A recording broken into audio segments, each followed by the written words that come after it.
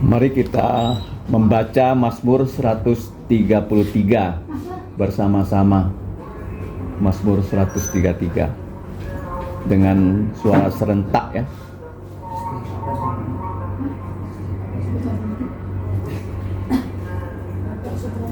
Mazmur 133.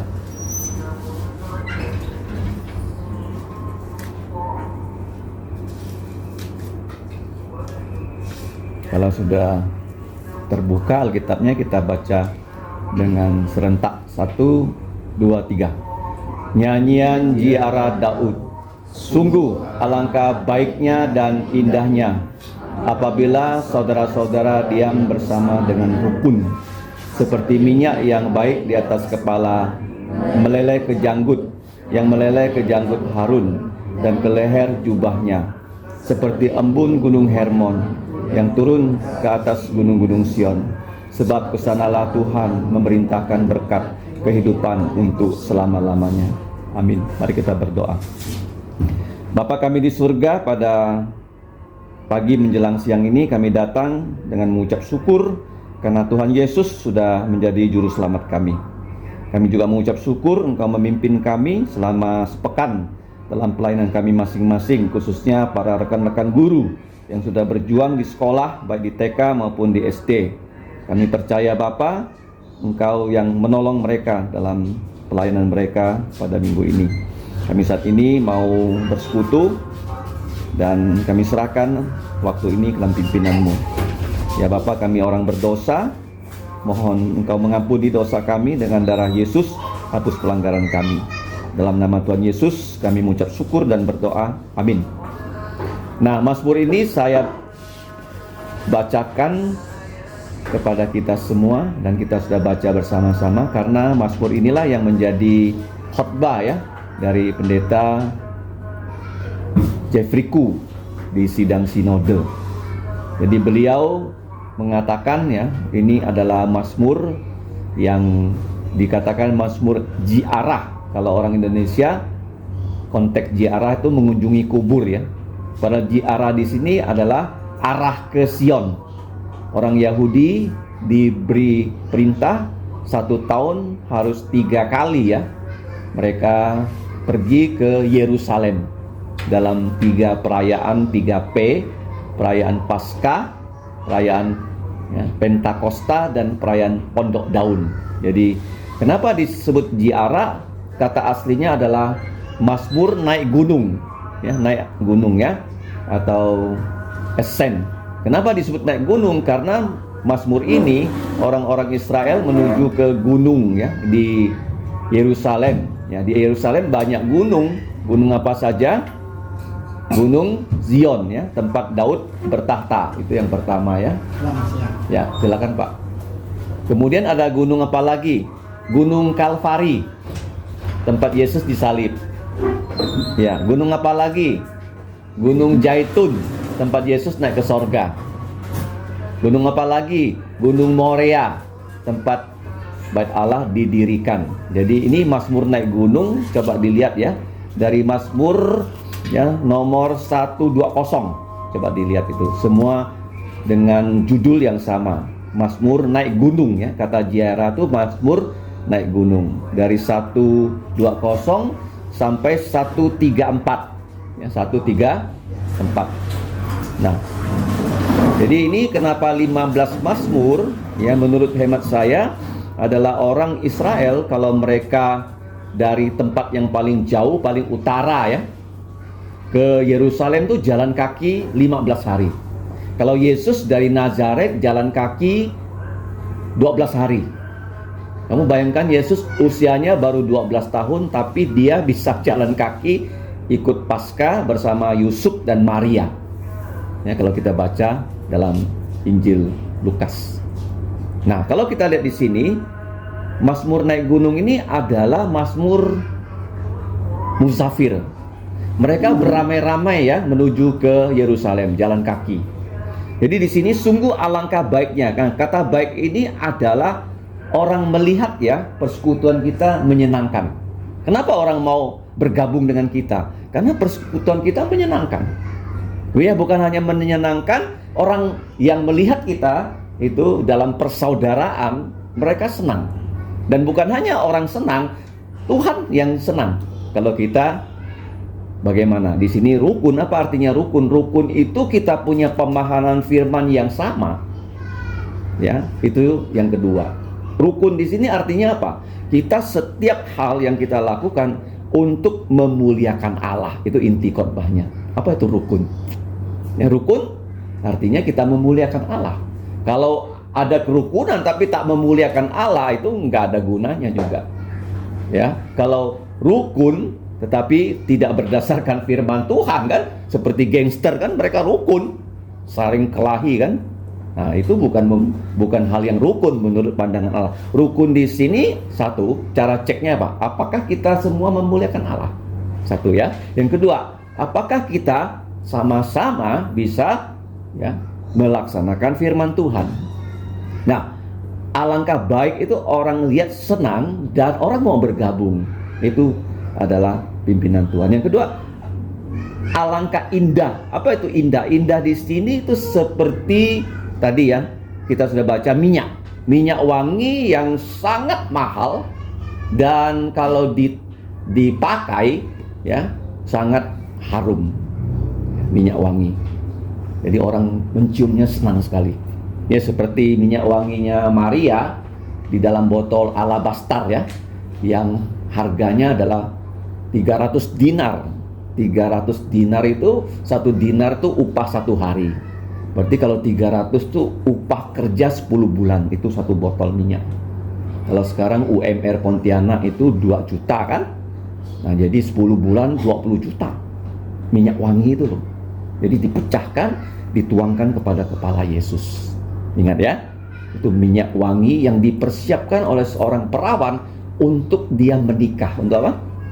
Menikah. Tetapi Yesus kan mau disalib. Jadi Maria menggunakan minyak narwastu itu untuk mengurapi Yesus. Makanya di antara muridnya mengatakan, kenapa itu boros banget? Khususnya Yudas. Dia munafik. Dia bukannya mau menolong orang miskin. Coba minyak ini dijual 300 dinar, kasih orang miskin. Dia adalah koruptor. Ya, Yesus bilang mengatakan orang miskin selalu ada pada kalian, tetapi aku, ya, sebentar lagi akan disalib. Dan perbuatan ini sebagai pengurapan Yesus sebelum dia disalib. Sebelumnya Yesus diurapi dengan baptisan Yohanes Pembaptis. Nah, di sini dikatakan, ya, sungguh alangkah baiknya itu orang lain melihat senang sehingga mereka mau bergabung. Indah itu wangi, ya, apabila saudara-saudara. Nah, saudara-saudara di sini adalah kita zaman sekarang yang sudah percaya Yesus. Zaman dulu orang Israel, mereka berjalan, ya, dari kampungnya menuju Yerusalem, yang kalau kita tadi amati, ya, napak tilasnya Nazaret ke Yerusalem 12 hari jalan kaki. Jadi waktu mereka berjalan, di tengah jalan kalau ada yang lelah, mereka bantu, ya. Kalau ada yang sakit, mereka tolong. Walaupun nggak saling kenal loh, karena dari kota-kota yang berbeda. Nah, jadi ini mereka rukun. Artinya apa tuh rukun? Tolong menolong. Nah, waktu itu dokterku bersaksi, dia pernah memimpin mahasiswa-mahasiswa FIBC ke Tanah Suci, Tanah Israel. Ada satu anak FIBC mahasiswa yang dompetnya dicopetnya. Sehingga dia merasa, wah, gimana nih uangnya nggak bisa belanja, kan? Nah, tetapi bersyukur mereka yang rombongan berangkat mengumpulkan uang, berikan pada dia, sehingga dia punya uang saku. Nah, jadi ini pertolongan, ya, kepada orang yang memerlukan secara gotong royong, ya. Itu satu ya, cermin dari kerukunan. Nah, kenapa dikatakan seperti minyak? Nah, karena kerukunan ini adalah kerukunan rohani, ya. Seperti minyak yang dituangkan ke atas kepala Harun. Nah, Harun ini siapa, ya? Kenapa nama Harun disebut? Karena Harun adalah imam, ya. Zaman Musa itu Harun saja dan putra-putranya boleh jadi imam. Apa itu imam? Imam, ya, dalam Alkitab, bukan seperti agama-agama yang lain, adalah perantara antara Allah dan manusia. Tugas dari imam adalah untuk menyembelih binatang korban. Jadi imam, dia akan menerima permohonan pengampunan dosa dari orang Israel semua, Terus sebelum dia menyembelih binatang korban untuk seluruh orang Israel, dia akan mengaku dosa dan tangannya ditumpangkan kepada binatang korban dan binatangnya disembelih untuk dosa dia sendiri ya, supaya diampuni. Baru nanti dia menerima ya permohonan dari orang Israel untuk menyembelih binatang korban untuk orang-orang yang datang dari berbagai tempat. Jadi orang Israel itu ya, sejak keimanan Harun mempersembahkan korban itu di Bait Allah Yerusalem. Jadi jelas ya mengapa orang Tionghoa suka warna merah, itu darah. Kenapa merah itu bahagia? Karena orang yang menyembelih korban berharap binatangnya mati, saya nggak mati. Ini menunjuk pada siapa? Yesus kan. Yesus mati, kita nggak mati ya, karena darah binatang nggak bisa menghapus dosa. Jadi Harun ini melambangkan persekutuan rohani. Nah, Harun ini sebelum dia menjabat sebagai imam pada usia 30, kalau kita baca ya di kitab Imamat ya, dia diurapi dengan minyak zaitun oleh Musa. Musa itu mewakili Allah loh. Jadi imam itu diangkat, diurapi oleh Allah sendiri. Tapi Allah kan tak punya tangan, jadi Allah memakai tangannya Musa mengurapi Harun dan putra-putranya. Ya, dituangkan dan minyak itu turun ya, meleleh ke janggut, ya, ke leher, ke jubah, ya sampai ke bawah. Nah, ayat ini disalahgunakan oleh gereja karismatik. Ya, mereka mengatakan ya, kalau kamu mau berkat kan turun dari atas, dari Tuhan seperti minyak. Jadi kamu harus ya memberkati imam dulu. Jadi kamu membuat pendetamu kaya. Persembahan kamu sebanyak-banyaknya untuk pendeta. Jadi kalau pendetanya kaya, kamu baru bisa kaya. Kamu jangan harap pendetanya hanya naik sepeda, kamu bisa naik Mercy. Pendetanya naik Mercy, kamu naik Avanza. Karena kamu harus seperti ayat ini. Ini ditulis tuh oleh pendeta-pendeta karismatik. Ya kan? Kalau berkat tuh nggak ke Harun dulu, gimana bisa mengalir? Bukan. Ini rohani ya. Artinya apa? Orang yang mengajar, kalian harus belajar firman loh. Kalau kamu tidak punya firman, saya nggak punya firman, gimana saya mau sharing? Betul nggak? Berkat rohani saya harus lebih banyak daripada kalian. Baru saya bisa mengalirkan berkat, bukan berkat jasmani. Makanya pendeta-pendeta karismatik rata-rata, arlojinya emas, miliaran, mobilnya miliaran juga. Bukan begitu. Itu penipuan. Bukan jasmani, tapi apa?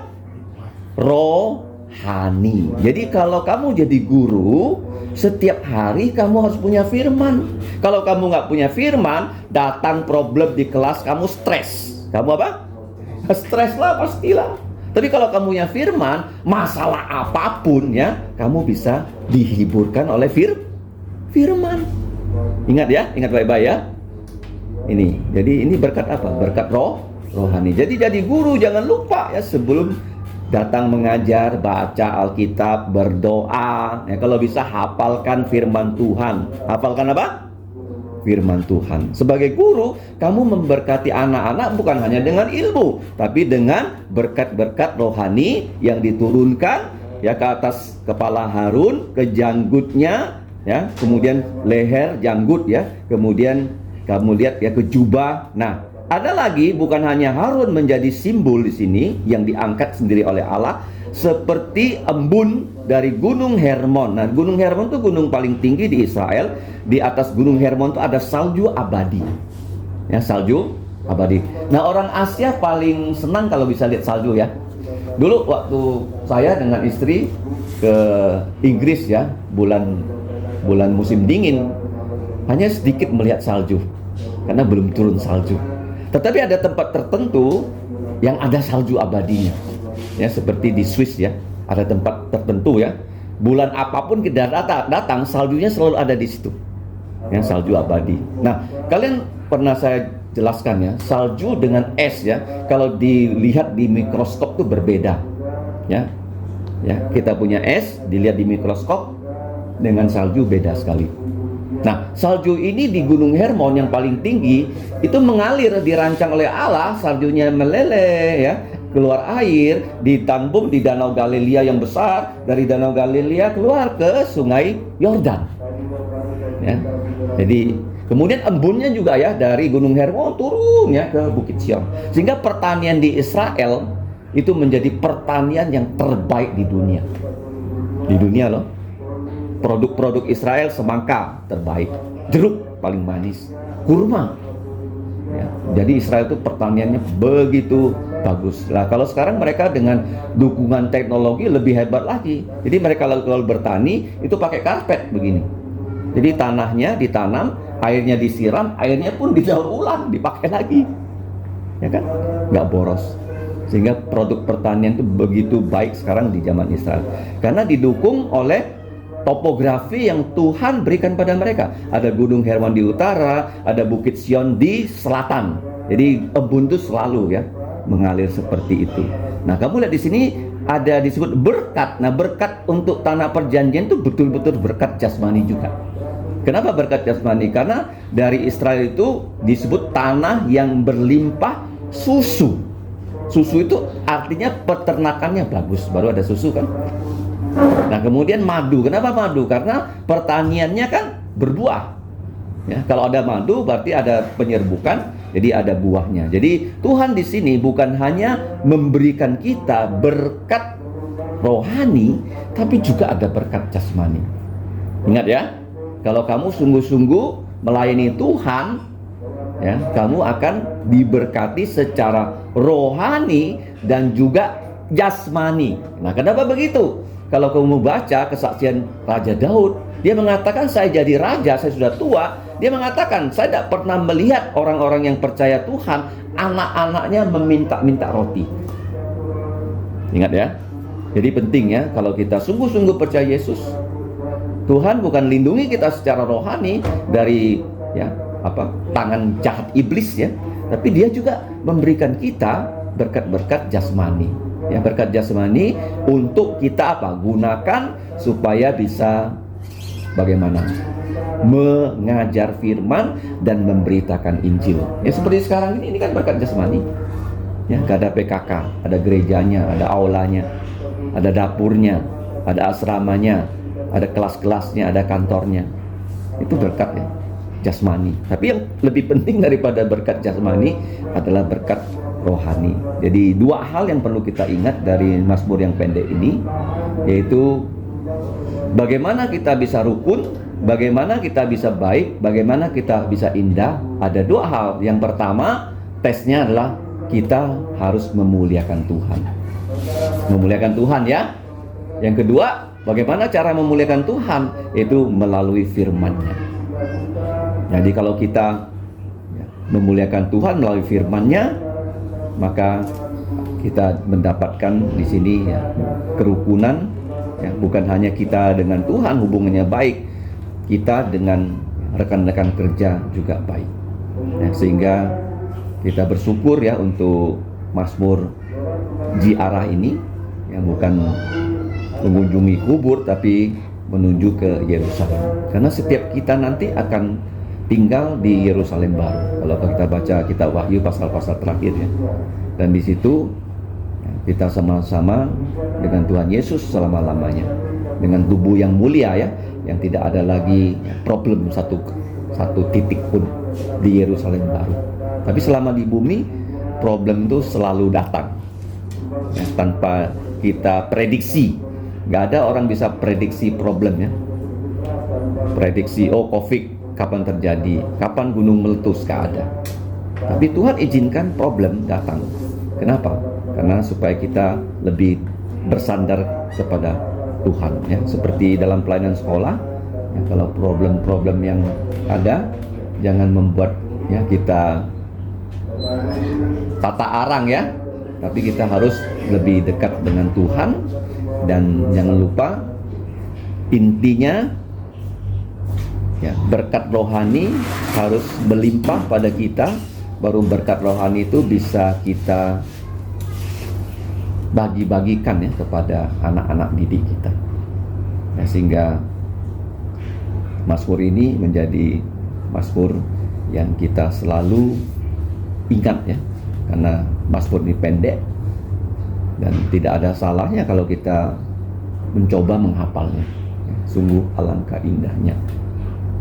Sungguh alangkah baiknya kalau saudara-saudara ya diam bersama dengan rukun, seperti Harun, seperti Gunung Hermon yang terakhir, sebab kesanalah ya Tuhan memerintahkan berkat kehidupan untuk selama-lamanya, karena kita nanti semua akan tinggal di Yerusalem baru. Mari kita berdoa. Bapa, kami datang mengucap syukur, kami sudah belajar dari Mazmur 133, khususnya Mazmur ini yang diulang khotbahkan oleh pendeta Jeffrey Koo. Kiranya Engkau juga memberkati beliau yang sekarang berada di Brisbane, Australia. Bukan hanya kehidupannya pribadi dan keluarga, pelayanan dia di gereja, dan pelayanannya di FEBC. Kami serahkan kami semua yang sekarang mau mendengarkan kesaksian, bahkan pokok-pokok doa, kami mohon Engkau menuntun kami. Ya Bapa, ampuni dosa kami dengan darah Yesus, hapus pelanggaran kami, dalam nama Tuhan Yesus kami mengucap syukur dan berdoa. Amin. Oke, kita akan dengarkan kesaksian dan pokok doa